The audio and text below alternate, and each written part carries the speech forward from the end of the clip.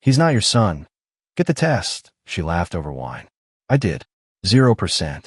Then I built a folder, called a lawyer, and waited. 8 months later, she was standing in a driveway that wasn't hers anymore, wondering where it all went wrong. My name is Matthew Barnes. I'm 43 years old. I'm the Quality Assurance Director at Meridian Pharmaceuticals here in Indianapolis. Been with the company 11 years. Worked my way up from a floor compliance officer to running a department of 22 people. My job is simple in theory.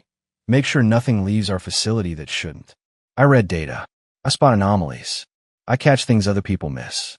Professionally, I'm very good at it. Personally, I was the last person in the room to see what was right in front of me. Isabella and I have been married 16 years. We met when I was 27 and she was 25, both of us at a conference in Cincinnati. She was in pharmaceutical sales. I was just starting out in compliance. We got married 14 months later. Our son Kyle was born when I was 28. He's 15 now, tall like me, quieter than either of us ever were at his age. For the last 2 years, Isabella had been working directly under Conrad Vane, Executive Vice President at Aldrin Health Solutions, one of our biggest distribution partners. Conrad was the kind of man who had an opinion about wine vintages and made sure you knew it. 47 years old, silver at the temples, the type who laughed a little too loud at his own jokes. I'd met him 4 times at industry dinners. Every time, he shook my hand like he was doing me a favor. I noticed the signs the way you notice a slow leak. Not all at once, but in small, accumulating details. Later evenings. A second phone she called her work line. The way she'd angle her screen away when I walked past. I told myself it was stress. I told myself it was a phase. I told myself a lot of things that kept me comfortable and kept me blind. The night, everything started like 100 other Tuesday evenings. Kyle was upstairs finishing homework. Isabella had opened a bottle of Cabernet and was sitting at the kitchen island scrolling through her phone while I cleaned up after dinner. The TV was on in the background. Some home renovation show neither of us was actually watching. She said something about Conrad closing a big contract with a hospital network in Chicago. I made a sound that meant I was listening. Then she said he was taking the whole team to a dinner at Mesh on Thursday. I said that was nice. And then, without looking up from her phone, almost like an afterthought, she said it. You know, Conrad told me today that Kyle has his eyes. I kept wiping down the counter. What? She finally looked up, and there was something in her expression. Not quite a smirk, but close to it. A brightness that didn't belong in that particular moment. I'm just saying, Isabella continued, swirling her wine slowly. The resemblance is kind of uncanny. Same brow line, same jaw. It's funny. She paused, then added with a small laugh. If you ever needed to feel like a man about it, you could always get the test. The kitchen felt very quiet all of a sudden. I set the dish towel down on the counter, folded it once, the way I always do, looked at her for a moment without saying anything. Then I picked up my coffee mug, walked to the living room, and sat down in front of the renovation show like she hadn't just detonated something inside my chest. She didn't follow, didn't clarify, didn't walk it back. She just poured herself more wine. I sat there for 40 minutes staring at a television I wasn't seeing, and by the time I got up to go to bed, I had already made my decision. She wanted to play it like a joke. Fine. I'd let her think that's what I heard. But the next morning, I was going to find out exactly what kind of joke it really was. I booked the test the next morning from my car in the Meridian parking lot. Didn't go inside until I confirmed the appointment. A private lab on the north side of Indianapolis. No physician referral required. Results in 5 business days. Kyle needed to provide a cheek swab. I told him it was a voluntary health screening his school had partnered with for a genetics awareness program. He shrugged, said sure, and went back to his video game. 15 years old and completely unbothered. I wished I had that gear. The 5 days between swabbing and results were the strangest of my life. I went to work. I ran compliance audits on our packaging line. I sat through a 2-hour vendor call about updated FDA labeling standards. I made dinner twice, took Kyle to his orthodontist appointment on Wednesday, and watched 2 innings of a Reds game on Thursday night before falling asleep on the couch. From the outside, everything looked exactly the same. Isabella didn't bring up what she'd said. Not once. She moved through those 5 days like she hadn't said anything worth revisiting. Cheerful some evenings, distracted others, always with that second phone face down on the kitchen counter. I didn't ask about it. I didn't give her the reaction she may have been waiting for. I just watched and waited and let her think the joke had landed and dissolved. The email came on Friday afternoon at 4:17 p.m. I was in my office with the door closed, finishing a batch review report. The subject line read, "Results available. Case ID MBK 2241. I stared at it for a full minute before clicking. The PDF loaded. 2 pages. Clinical, precise, formatted the way lab reports always are. No drama. No cushioning, just data. Probability of biological paternity, 0%. I read it once. Then again. Then I closed the laptop, stood up, and walked to the window that looked out over the facility floor below. Down there, my team was running end-of-shift checks, clipboards, gloves, the steady rhythm of people doing their jobs with care. People who showed up every day and did exactly what they were supposed to do. I stood at that window for probably 4 minutes. Not crying, not shaking, just processing, the way you process something that's too large to absorb all at once. In pieces, one fact at a time. Fact, Kyle was not my biological son. Fact, Isabella had known that.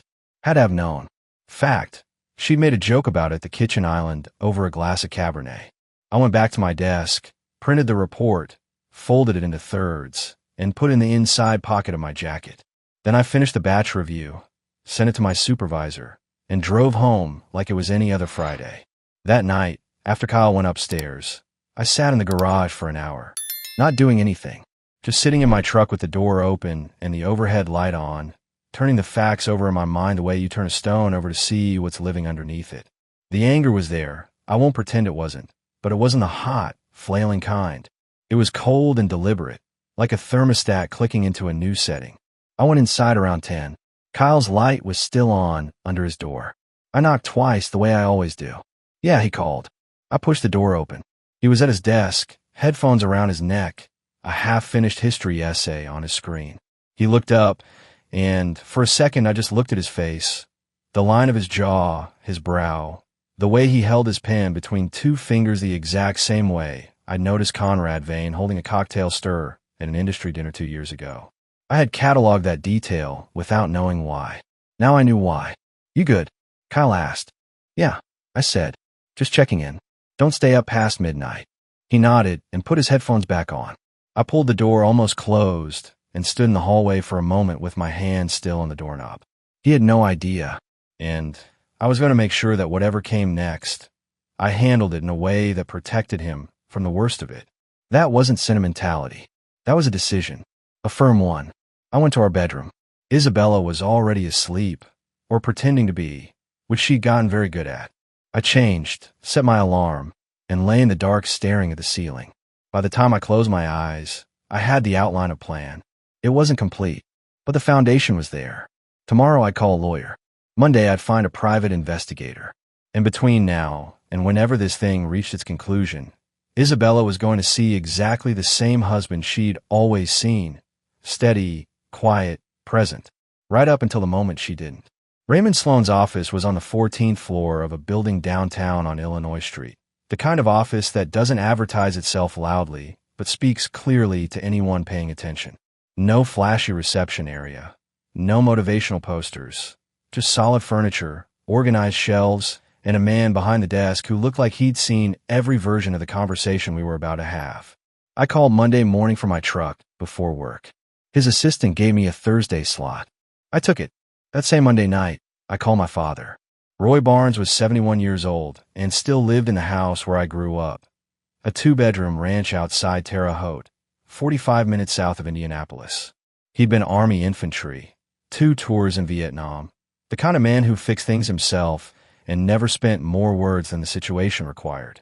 After my mother passed 9 years ago, he'd settled into a quiet life of woodworking, a weekly poker game with the same 4 men he'd known for 30 years, and occasional Sunday dinners at my place that he always claimed weren't necessary, but never once missed. I drove out there instead of calling. It felt like the kind of conversation that deserved to happen in person. He was in the garage when I pulled up, sanding the edge of a cabinet door. He took one look at my face when I got out of the truck and set the sandpaper down without being asked. We sat at his kitchen table with coffee he made too strong, the way he always did, and I told him everything. The joke at the kitchen island, the test, the result. The zero. I laid it out in order, plainly, the way I would present a compliance finding at work. Here are the facts. Here's what they mean. Here's where we go from here. He listened without interrupting. When I finished, he was quiet for a long moment, both hands wrapped around his mug. Then he said, "Same thing happened to me. 1974. I looked at him. Your mother," he said, and then stopped, seemed to weigh something, and continued. "Before you, there was another man. She told me when you were about 3. Said she'd been carrying it long enough." He paused. "That one wasn't yours to carry. And this one isn't Kyle's." The kitchen was very still. "What did you do?" I asked. He looked at his coffee. "I made the wrong call. I buried it. Told myself it was for the family." He met my eyes. Spent the next 20 years wondering what would have happened if I'd handled it right instead of just handled it quietly. "Don't make my mistake, Matthew. Get a lawyer. Get your paperwork in order. And don't say a word to her until you're ready." I drove back to Indianapolis with the window down, even though it was only 50 degrees. I needed the air. Thursday with Raymond Sloan lasted 90 minutes. I brought the lab report, a printed summary of the timeline I'd reconstructed, and a copy of our prenuptial agreement, which Isabella had once called overly cautious and then signed anyway.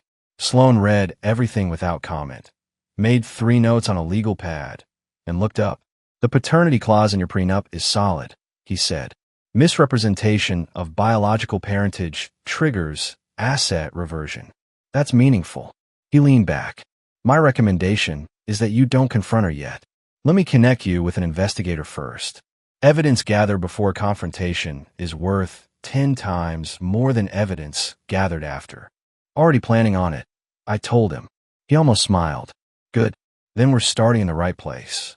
Dale Morrow came recommended by Sloan, a former police investigator who now ran a small private practice and specialized in what he called digital pattern analysis.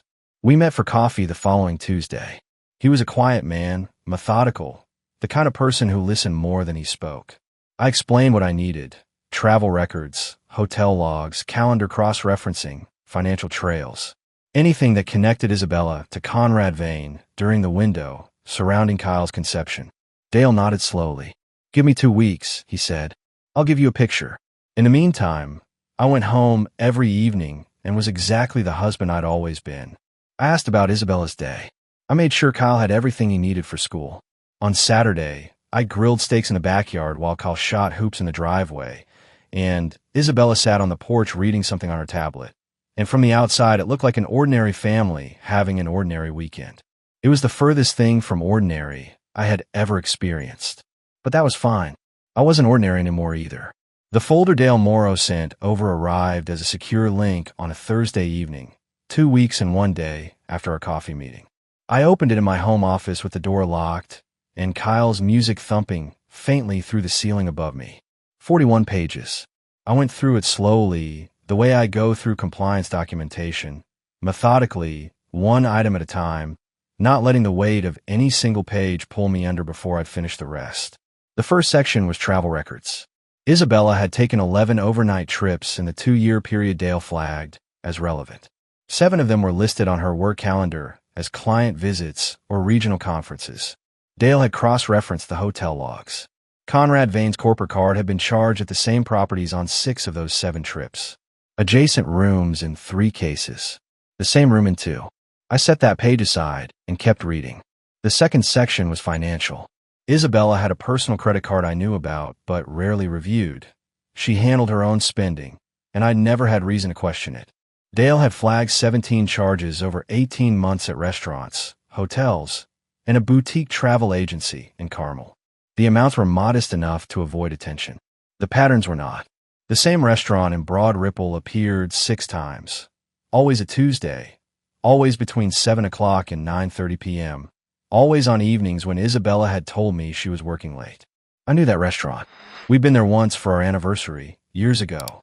She'd said the pasta was only average. The third section was the one that stopped me cold. Dale had obtained, through channels he described only as available to licensed investigators, a partial log of Conrad Vane's corporate calendar for a 14-month window. Overlaid against Isabella's documented travel, the alignment was precise enough to be surgical. Every trip she'd taken that I couldn't independently verify corresponded with a gap in his calendar, marked simply as off-site. Then there was the photograph. Dale had included it with a note that read, "Taken by motion-activated security camera at Broadmoor Inn, Bloomington, February 14th. Isabella Barnes identified by driver's license photo comparison." It was a lobby shot, slightly grainy. Isabella and Conrad walking toward the elevator. Her hand on his forearm. His head tilted toward hers, saying something close. They were not colleagues discussing quarterly reports. February 14th. Kyle's birthday is November 9th. 9 months back from November 9th lands, squarely in February. I closed a folder and sat for a long time. Then I opened a new folder on my encrypted drive, labeled it Documentation, Case MBK, and began organizing everything Dale had sent into subfolders. Travel records, financial records, calendar analysis, photo evidence. I worked steadily for 90 minutes, the way I would organize a product recall file, systematic, clean, every document named and dated. When I finished, I leaned back in my chair and looked at the ceiling. Conrad Vane had no idea any of this existed. Isabella had no idea I knew any of this. They had built their arrangement on the assumption that I was the kind of man who wouldn't look, wouldn't push, wouldn't act. It was a reasonable assumption, given 16 years of evidence to the contrary. It was also entirely wrong. I picked up my phone and sent Raymond Sloan a single message. "Dale's report is in. We're ready to move to the next phase." His reply came 4 minutes later. "I'll have documents prepared by end of week." I put the phone down, turned off the desk lamp, and went upstairs. Kyle's light was off. Isabella was asleep. I changed quietly, set my alarm, and lay in the dark. Ready. That was the word that kept surfacing. For the first time since that Tuesday evening at the kitchen island, I felt completely, unmistakably ready. There's a particular kind of betrayal that doesn't come from an enemy. It comes from someone who sat at your Thanksgiving table, who borrowed your truck without asking and returned it with a full tank as an apology, who you trusted without ever thinking about whether trust was warranted. Jeff Pruitt had been my friend for 11 years. We'd met at a pharmaceutical industry conference in Louisville. He was in regional sales. I was newly promoted to compliance lead, and somewhere between a shared cab and a bad hotel bar, we'd become the kind of friends who called each other when things went sideways. I found out about Jeff on a Monday, 12 days after Dale delivered his report. I hadn't been looking for it. I was going back through the second phone, the prepaid device Isabella had left charging her nightstand while she showered one evening, the one I'd accessed using the 4-digit code that turned out to be Kyle's birthday, which told me everything I needed to know about how careful she'd actually been. Most of what I found there I already had from Dale. But buried in a thread from 8 months ago, between Isabella and Conrad, was a message that made me stop reading everything else. Conrad had written, "Pruitt flagged something from Matt's side. I told him to let it go. He will." Isabella had replied, "Good. Jeff knows better." I read it 3 times. Then I set the phone down on the bathroom counter and stood there looking at my own reflection for a while. Jeff knew, had known, for at least 8 months, probably longer, had been close enough to Conrad's orbit through shared industry circles to be of use to him, and had said nothing to me. Not a word, not a hint, not even the kind of vague, uncomfortable silence that might have prompted me to ask the right question. I thought about the last time I'd seen him, dinner at a steakhouse on the north side, maybe 6 weeks ago. He'd asked how things were at home. I'd said fine. He'd nodded and changed the subject to the Colts' offensive line, and I'd let him, because that's what you do when you trust someone. I didn't call him, didn't confront him, didn't send a message. I forwarded the screenshot to Dale with a note. Verify the connection between Jeff Pruitt and Conrad Vane. I want to know how deep it goes. Dale came back to me in 4 days. The connection was professional rather than personal. Jeff had been consulting informally for Alderton Health Solutions on a part-time basis for 14 months. Paid through a vendor account. Not illegal, but undisclosed. He'd effectively been working for the man sleeping with my wife while maintaining the pretense of being my friend. I called Raymond Sloan the same day Dale sent that summary. "Does it affect the case?" I asked. "Not directly," Raymond said. "But it tells us that Vane was managing information actively, which supports the argument of deliberate concealment." I'd add it to the file. "Already done," I said. "What's the timeline looking like?" "End of next week," he said. "I want to file while the evidence is fresh and before anyone in their camp gets nervous." I hung up and sat at my desk. Outside my office window, the Meridian facility floor was running a full production shift. Lines moving, checks being logged, my team doing their jobs with the kind of steady precision I'd spent 11 years building. I watched them for a moment. Then I picked up my phone and deleted Jeff Pruitt's contact. Not dramatically, just quietly, the way you remove something from an inventory that no longer belongs there. That evening I drove home and made dinner. Kyle came down looking for something to snack on, saw what I was cooking, and pulled up a stool at the counter to talk. He wanted to know if I thought he should try out for the junior varsity baseball team in the spring. He'd been good at it in middle school, but hadn't played in 2 years. I told him he should try out, that he had a good arm and the coordination for it, that the worst that could happen was he didn't make the roster, and even then he'd be better for having tried. He thought about it, nodded, and stole a piece of bread from the cutting board. I watched him walk back toward the stairs and thought about something Dale had mentioned in passing. That years ago, when Kyle had been cut from a rec league team at 9 years old for being too small, a man from the league had quietly called the coach and advocated for giving him another chance. That man, according to the league records Dale had pulled while backgrounding Conrad Vane, was Conrad himself. He had been watching Kyle from a distance for years, doing small things, invisible things, knowing full well whose son Kyle actually was. I turned back to the stove and kept cooking, steady, quiet, almost ready. I wrote the letter to Renee Vane on a Wednesday evening while Isabella was at a fitness class and Kyle was at a friend's house. I sat at my desk in the home office, door closed, and drafted it 3 times before I was satisfied. Not because I didn't know what to say, but because I wanted it to be exactly right, clear, factual, impossible to dismiss as emotional noise. It was 2 paragraphs. The first identified who I was and established the nature of the information I was sharing. The second stated the facts plainly, the documented travel overlap, the hotel logs, the photograph from Bloomington dated February 14th, and the paternity result. I didn't use charged language. I didn't editorialize. I wrote it the way I'd write an adverse findings memo at Meridian. Here's what the evidence shows. Here's what it means. Here's what I believe you deserve to know. I attached 3 documents: a redacted copy of the lab report, a single hotel log page with both names highlighted, and the Bloomington photograph. Then I mailed it from a post office on the east side of Indianapolis, nowhere near our neighborhood, on a Thursday morning before work. Raymond had advised me to send it. Renee Vane, finding out through you, through documentation, is strategically different from her finding out through rumors or discovery, he'd explained. If she acts, the pressure on Vane increases substantially before we file. What I hadn't anticipated was how fast she would act. 8 days after I mailed the letter, a divorce filing appeared in the Marion County court system. Not Renee's. She was in Hamilton County. But it was connected. A colleague of Raymond's flagged it.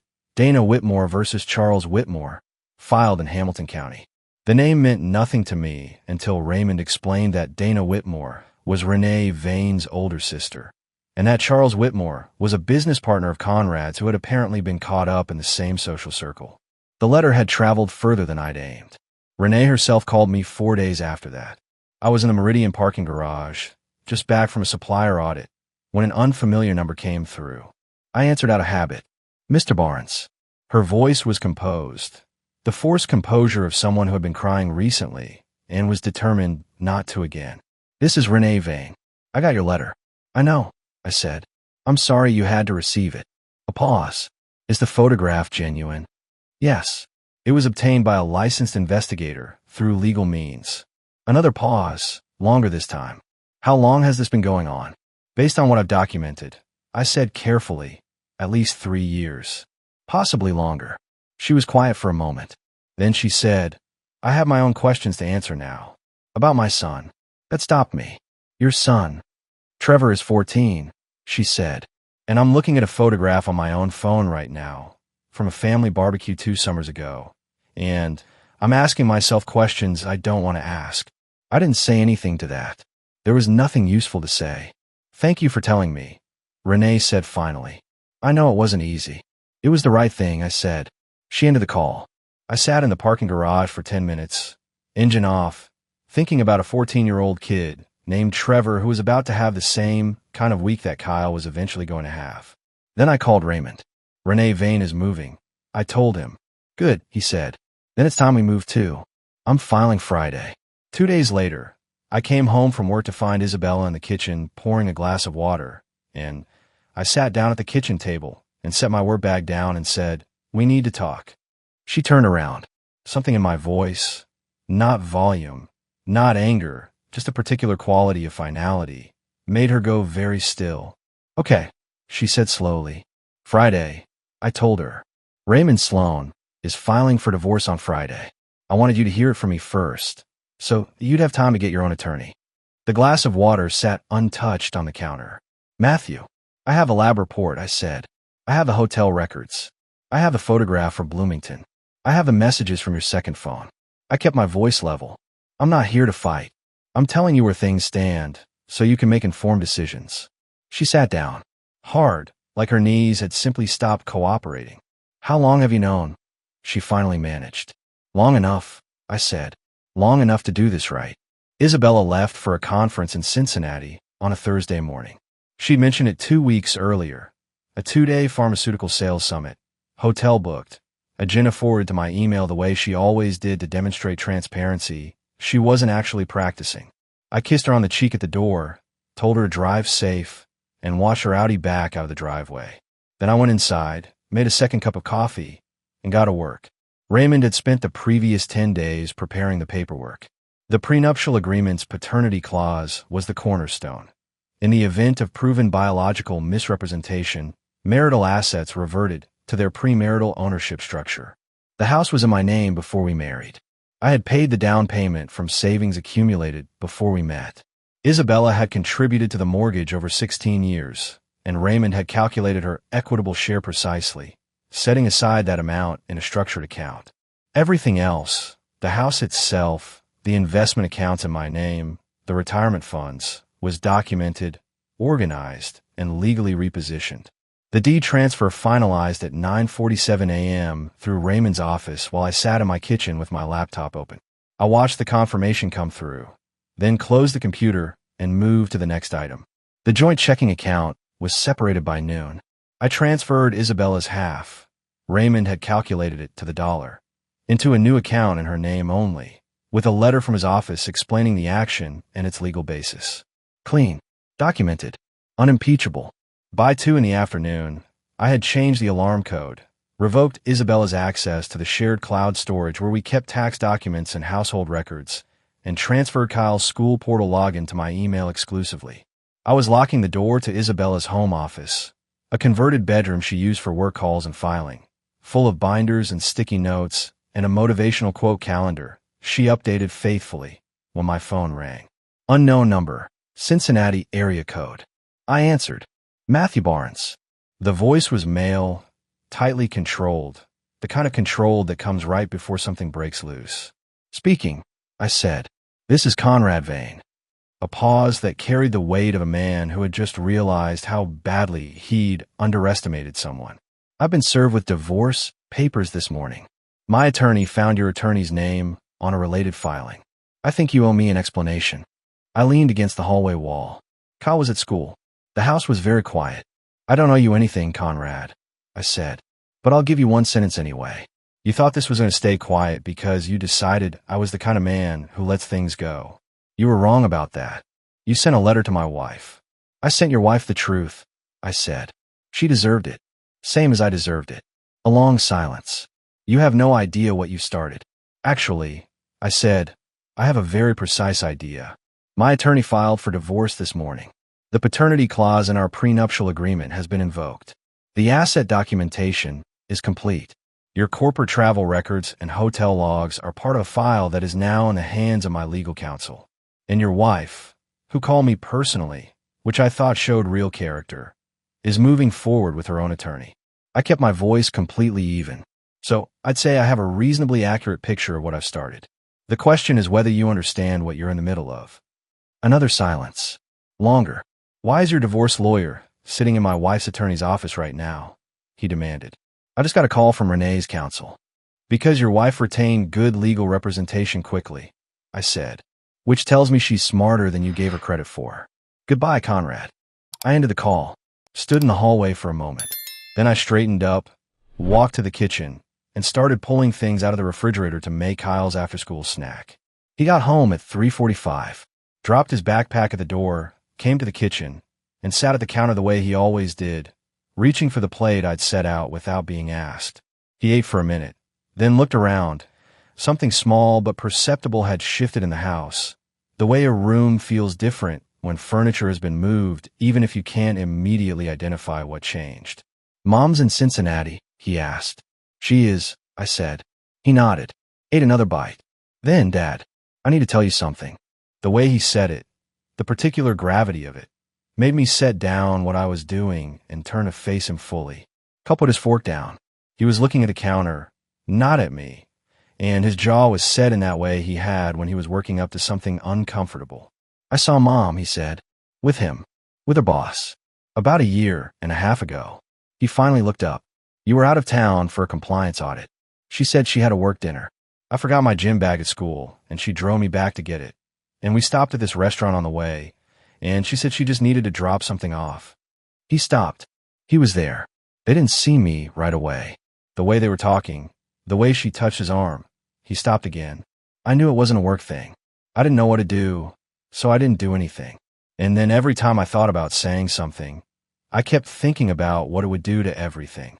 He looked like he'd been carrying something very heavy for a very long time, and had finally set it down in the middle of the kitchen. I crossed the room, pulled a stool next to his, and sat down beside him. "You're not in trouble," I said. "Not even close. You were a 14-year-old kid in an impossible situation. There's nothing you should have done differently. I should have told you. Maybe," I said. "But you were protecting your family the best way you knew how. That's not a failing. That's what people do when they love someone." I put my hand on his shoulder. "I've got it from here. All of it. That's my job, not yours." He was quiet for a moment. Then he nodded, a slow, deliberate nod, the kind that means something has been absorbed rather than just heard. "Okay," he said. "Okay," I said back. We sat there for another minute. Then he picked his fork back up and finished eating, and I got up and finished making dinner, and neither of us said anything else about it. We didn't need to. The hearing was scheduled for a Tuesday morning in Marion County Family Court. Raymond had been thorough. The filing was clean.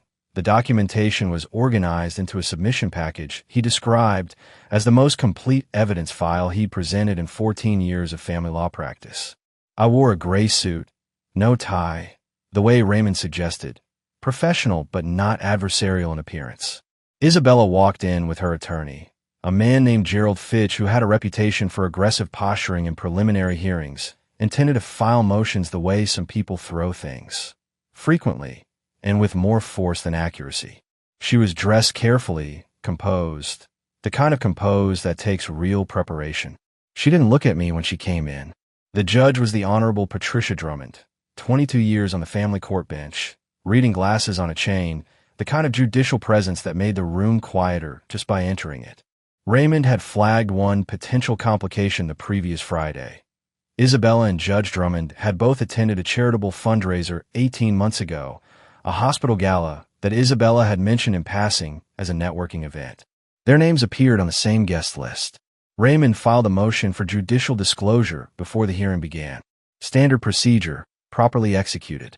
Gerald Fitch objected, calling it a delay tactic. Judge Drummond looked at Fitch over her glasses with an expression that suggested she'd heard better objections from first-year law students, and then stated clearly that she had no prior relationship with either party beyond being in the same room at a public event attended by 400 people, that she saw no basis for recusal, and that she was proceeding. Fitch tried again.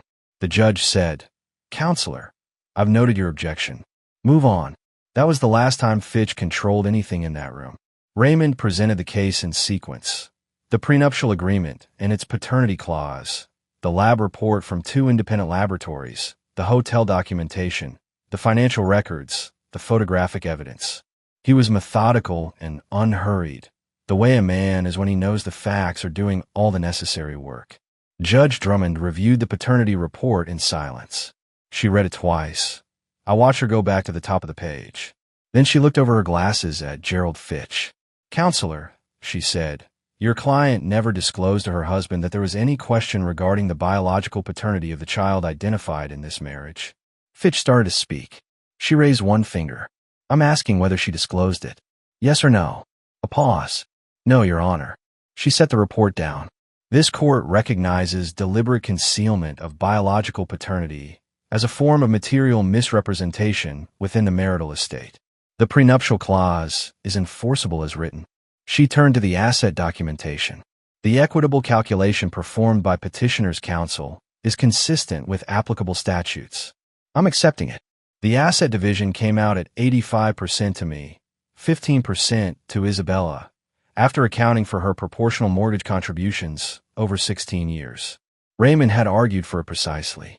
Fitch tried to counter with an emotional appeal about the length of the marriage. The judge listened politely and then explained that emotional appeals do not override contractual language executed in good faith by both parties. Sole legal custody of Kyle was awarded to me, with supervised visitation for Isabella pending a family counselor's assessment. Fitch objected again. The judge said, "The child is 15. His preference carries significant weight in this court. His express preference, on record, is to reside with his father." I hadn't asked Kyle to go on record. Raymond had spoken with him privately, explained the process, and Kyle had decided on his own. That was his choice, made clearly and without pressure. Isabella looked at the table throughout most of the session. Once toward the end, she looked across at me, and I held her gaze for a moment, not with anger, not with satisfaction, just steadily, and then looked back at Raymond. When the gavel came down and the session was adjourned, I shook Raymond's hand in the hallway and thanked him. "You did the work," he said. "I just organized it." Outside, the November air was sharp and clean. I stood on the courthouse steps for a moment, watching traffic move on Illinois Street below. Then I walked to my car, drove back to Meridian, and spent the afternoon running a documentation audit on our newest production line. Steady work, the kind that holds. The morning Conrad Vane walked into his own ambush, I was in my office at Meridian reviewing a quarterly compliance summary that had nothing to do with him. I'd built it that way deliberately. Every hour of that week had its own purpose, its own work, its own forward motion. I wasn't sitting somewhere waiting for consequences to land. I was already living past them. Raymond called me at 10:23 a.m. "It happened," he said. "Alderton's board convened at 9. Conrad was called in at 9:30. He's still in there." I already knew the broad shape of what was happening inside that conference room because Raymond had helped engineer it. 2 weeks earlier, Renee Vane's attorney had filed a discovery motion that required Alderton Health Solutions to produce Conrad's corporate travel records as part of the divorce proceedings. Standard procedure. The records came back exactly as Dale's investigation had mapped them. 11 trips with matching hotel logs, 6 of them overlapping with Isabella's documented travel on Alderton's vendor account. Alderton's general counsel had gotten a copy of the same filing. Corporations don't like learning that their executives have been using company resources to fund a parallel life. They like it even less when it shows up in a public court record. What Conrad hadn't anticipated, what neither he nor Isabella had apparently considered, was that Renee had been talking. Not publicly, not recklessly, but to the right people. Her sister's husband sat on Alderton's audit committee. The information had moved through exactly the channels that information moves through when the right people know the right things. Raymond called again at 11:47. "He resigned," he said, "effective immediately." They gave him the standard separation, 2 weeks' pay, reference letter that says almost nothing, escort to clear his office. I leaned back in my chair. How'd he take it? His assistant told the receptionist he barely spoke. Raymond said, "Packed one box. Left the awards on the wall." I thanked Raymond and ended the call. Sat for a moment. Outside my window, the Meridian floor was running a full shift, same as always, steady, precise, doing exactly what it was supposed to do. I watched it for a minute, the way I sometimes did when I needed to ground myself in something real and functional. Then I went back to the compliance summary. That evening, Isabella called. She was staying at her sister's in Carmel. She'd moved out the week after the hearing, taking what the court had designated as hers, which was considerably less than she'd imagined. She tried once to load the SUV with items not on the approved list. I'd come out to the driveway and said calmly, "Raymond has the inventory. Those items aren't on it." She put them back without further argument. Now she called because Conrad had called her, because the walls had closed in from 2 directions at once, and she'd run out of places to redirect the pressure. "He lost his job," she said. The tone wasn't grief exactly. It was the particular flatness of someone watching a structure they'd built very carefully come apart in a way they couldn't stop. I know, I said. Did you do that? I documented the truth, I said. Other people made their own decisions with it. That's how accountability works, Isabella. It doesn't require me to do very much once the evidence is in the right hands. A silence. Then, is Kyle okay? It was the first time in a long while that the question felt genuine rather than strategic. He's doing well, I said. He signed up for baseball tryouts. He's been working on his arm. Another silence. Tell him I called. He knows where to find you, I said. That's his call to make. I ended the call, and I went to check on Kyle, who was in the backyard in the fading November light, throwing a baseball at the strike zone he'd taped to the fence boards. His form was solid. He had a good arm. Always had. I watched him from the back door for a moment. The repetition of it, the focus, the quiet satisfaction of a skill being sharpened, and then went back inside to finish dinner. Some things, you just had to let run their course. 8 months after the divorce was finalized, I drove Kyle to his first varsity baseball tryout on a Saturday morning in late March. He'd made JV in the fall. Solid fundamentals. Coachable, the coaches said, which is the thing they say about players who actually listen. Now he was pushing for varsity as a sophomore, which was ambitious, and I told him so, and he'd said he'd rather try and fail than not try at all. I told him that was exactly the right answer. We drove out to the school fields in the early morning, the air still carrying the last chill of winter, and I sat in the bleachers with a thermos of coffee while he ran drills with the other candidates. He wasn't the fastest kid out there. He wasn't the strongest, but he was consistent. Same mechanics every time, same footwork, same follow-through, and consistent is what coaches actually build teams around. Raymond had told me something during our last meeting, about 2 months after the final hearing, when we were going over the last of the post-divorce documentation. He'd mentioned, almost as an aside, that Dale Morrow had found one more piece of information, something he'd held back because it wasn't legally relevant, but that I might want to know.